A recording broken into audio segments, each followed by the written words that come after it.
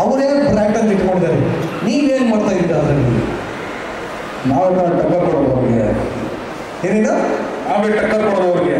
ಟಕ್ಕರ್ ಕೊಡೋದು. ಓಕೆ, ಒಬ್ರು ಉದ್ದ ಇದ್ದಾರೆ, ಒಬ್ರು ಅಗಲ ಇದ್ದಾರೆ. ಯಾವ ಥರ ಟಕ್ಕರ್ ಕೊಡ್ತೀರಾ ಸರ್?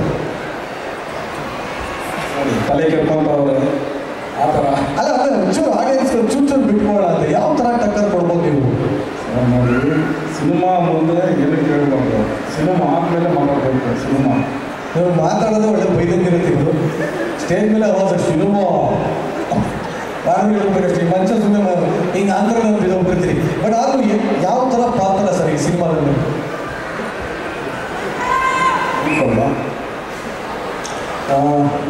ಇದುವರೆಗೂ ನಾನು ದೊಡ್ಡ ಸಿನಿಮಾ ಮಾಡಿದ್ದೀನಿ. ಅದರಲ್ಲಿ ಎಲ್ಲೂ ಬಂದ್ಬಿಟ್ಟು ಈ ಥರ ನಮಗೆ ಒಂದು ಚಾಲೆಂಜಿಂಗ್ ಕ್ಯಾರೆಕ್ಟರ್ ಸಿಗಲಿಲ್ಲ. ಮತ್ತು ಎಲ್ಲರೂ ಡೈಲಾಗ್ಸ್ ಕಮ್ಮಿ ಇದೆ ಸಿನಿಮಾದಲ್ಲಿ, ಆಕ್ಷನ್ ಜಾಸ್ತಿ ಇದೆ ಅಂತ.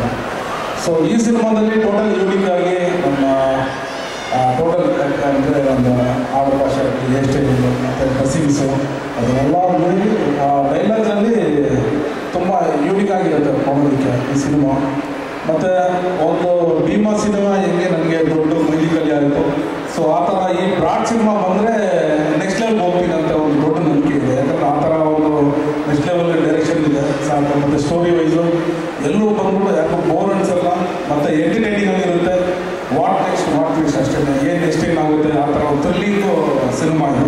ಸೊ ಎಲ್ಲರೂ ಬಂದು ಥಿಯೇಟ್ರಿಗೆ ಬಂದು ನೋಡಿ ಸಪೋರ್ಟ್ ಮಾಡಬೇಕು. ಆ್ಯಕ್ಚುಲಿ ಇನ್ನೊಬ್ಬರು ಅದ್ಭುತವಾದ ನಟ ಆ್ಯಕ್ಟ್ ಮಾಡಿದ್ದಾರೆ, ರಮೇಶ್ ಇಂದ್ರ ಅವರಿದ್ದಾರೆ. ಐ ಥಿಂಕ್ ನಿಮ್ಮದು ಅವ್ರದ್ದು ಕಾಂಬಿನೇಷನ್ ಇದೆ ಅನ್ಕೋತೀನಿ. So how was the experience with Ramesh Indra sir? ಅವರು ಪಾರ್ಟ್ನರು ಬಂದಿಲ್ಲ ಇವತ್ತು, ಬಂದಿಲ್ಲ ಅಂತ ನಮ್ಮ ಪಾರ್ಟ್ನರ್ ರಮೇಶ್ ಇಂದ್ರ ಸರ್, ನಾನು ಪಾರ್ಟ್ನರು. ನಾವೆಲ್ಲ ಪಾರ್ಟ್ನರ್ ಸೇರಿ ಪಾರ್ಟ್ನರ್ ಸೇರಿಸ್ಕೊಂಡಿದ್ದೀವಿ. ಸೊ 3 ಪಾರ್ಟ್ನರ್ ಸೇರಿದ್ದೀವಿ. ಅವರಿಗೆ ಕತೆ ಬಿಟ್ಕೊಡ್ಬೇಕು ಅಂತ ಆಸೆ, ಬಟ್ ಡೈರೆಕ್ಟ್ ಹೇಳ್ಬಿಟ್ಟಿರ್ತಾರೆ ಕತೆ ಬಿಟ್ಕೊಡ್ಬೇಡಿ, ಸಿನಿಮಾ ಬಂದು ನೋಡಿ.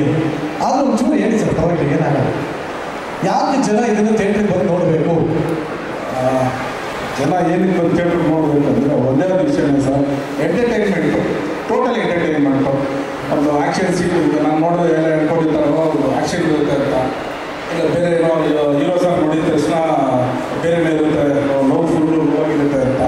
ಸೊ ಆ ಥರ ಇಲ್ಲ. ಇದು ಬಂದು ನೋಡಿದ್ರೆ ದೊಡ್ಡ ಏನಂದರೆ ಇವಾಗ ಎಲ್ಲ ಸಿನಿಮಾ ಎಕ್ಸ್ಪೆಕ್ಟೇಷನ್ ಹೋಗಿ ಬೇಜಾರಾಗಿ ಹೊರಡೆ ಬರ್ತಾರೆ. ಈಗಿನ ಸಿನಿಮಾ ನಡೀತಾ ಇದೆ ಆ ಥರ. ಸೊ ಈ ಸಿನಿಮಾಗೆ ಬಂದರೆ 101% ನಾನು ಬರ್ಕೊಡ್ತೀನಿ.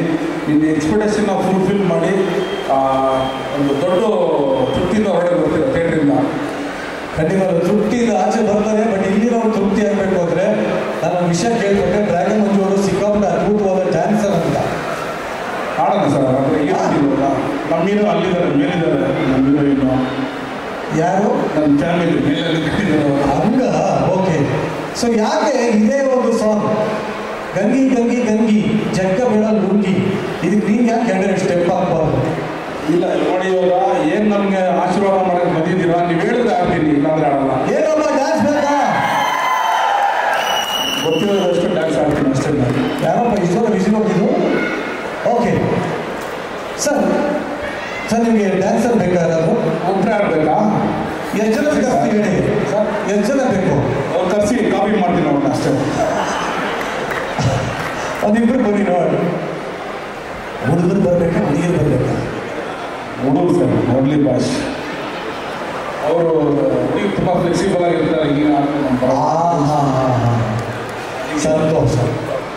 ಓಕೆ ಬರಲಿ, ಆ ಸಾಂಗ್ ಬರಲಿ, ಕನ್ನಡ ವರ್ಷನ್ ಬರಲಿ. ಸ್ಟೆಪ್ಪು ಸರ್ ಹುಡುಗ ಆಡ್ತಾರೆ, ಹೀರೋ ಮಾತ್ರ ಏನು ಮಾಡ್ತಾರೆ.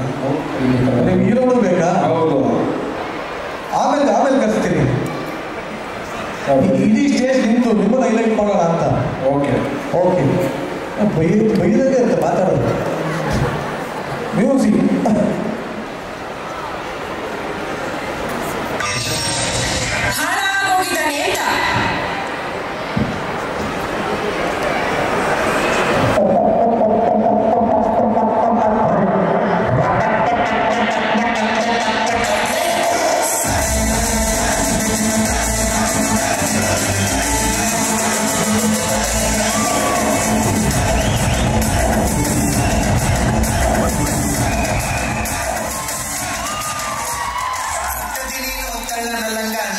Tanga, no,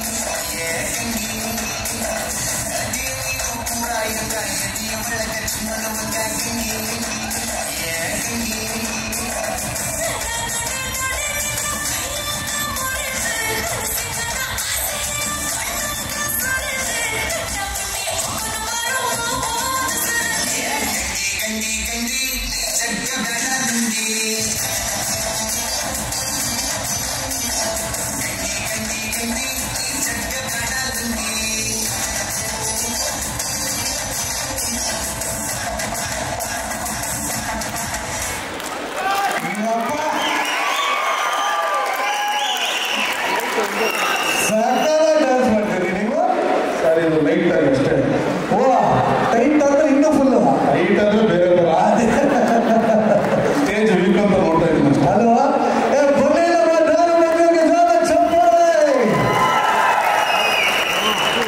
ಏನೇ ಹೇಳಿ ಬಾಳು ಲಿರಿಕ್ಸ್ ಮಾತ್ರ ಅದ್ಭುತ, ಕೇಳ್ತಾ ಇದ್ರೆ ಗಾಬರಿ ಆಗ್ತಾ ಇರುತ್ತೆ.